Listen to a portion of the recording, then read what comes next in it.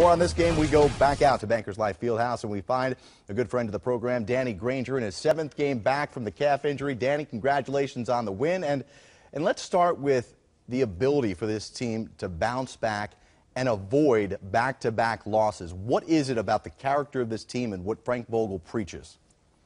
Well, Frank, that's one of the things that he does preach is, we never want to lose 2 games in a row. And I think we have the talent on this team, we have the depth on this team for that to be a reality. And had a tough game in Toronto a couple of days ago, and we bounced back with a good effort.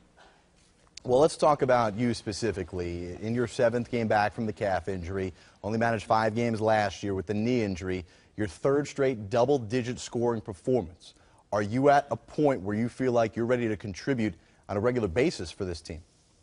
I'm getting there. I'm on a minute restriction thus far, and we're building on it. But I'm feeling good.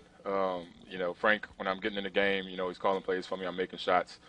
So, when you take a year and a half off, you almost think you forgot how to play basketball, But it's coming back to me. And at one point, I was just glad to be playing again.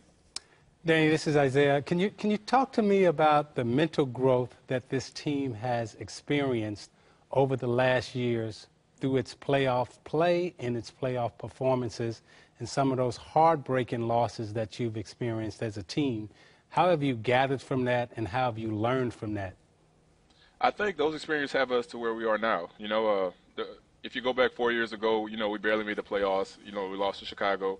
And then the second year, we have Miami up 2-1 coming back to Bankers Life, and we end up losing that series, And then the year after that, when I was hurt, we had them in Game 7, and we lose that series. So, when you have such heartbreaking losses, I think the best thing that happens is the experience and the growth. Now we have, a bunch of guys, especially young guys, that's been in that situation before. So when it presents itself this year, it won't be anything new for us. Danny, this is Dante, man. How you doing? Tay, what's up, baby? How you doing? Man, I'm doing good. I want you to speak to the young guys on your team, to the guys that we developed, that we helped come along, Paul George and Lance Stevenson, and talk about how these guys have grown up and how much work they put in. Well, they've grown up a lot. Lance came from, he came into the league and they kind of had him pegged as, he was a selfish player. He had a bad attitude. He's changed that around, completely. He's a great teammate now. He's a really great talent. And then Paul, I can't even say enough about Paul.